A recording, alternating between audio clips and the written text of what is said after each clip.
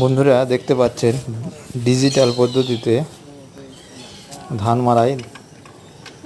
এই ভাই দেখেন, এই এখন মেশিনটা স্টার্ট দিবে।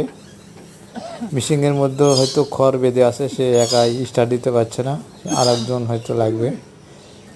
দেখেন এই যে দুই ভাই এই মেশিনটা স্টার্ট দিতেছে, আর এই তো দিয়ে ফেলাইছে। এই মেশিনে দেখেন একদিক দিয়ে ধান দিবে, আরেক দিক দিয়ে খড় বের হয়ে যাবে, আর নিচ দিয়ে ধান পড়ে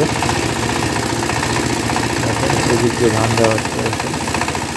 আর ওই দিক দিয়ে দেখেন কীভাবে খড়গুলো বের হয়ে ঘুরে গিয়ে পড়তে দেখতে পাচ্ছে।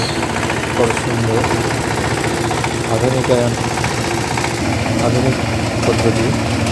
কিন্তু নিচ দিয়ে ধান পড়ছে, আর এই ভাইগুলো ধানগুলো নিচ থেকে বের করছে।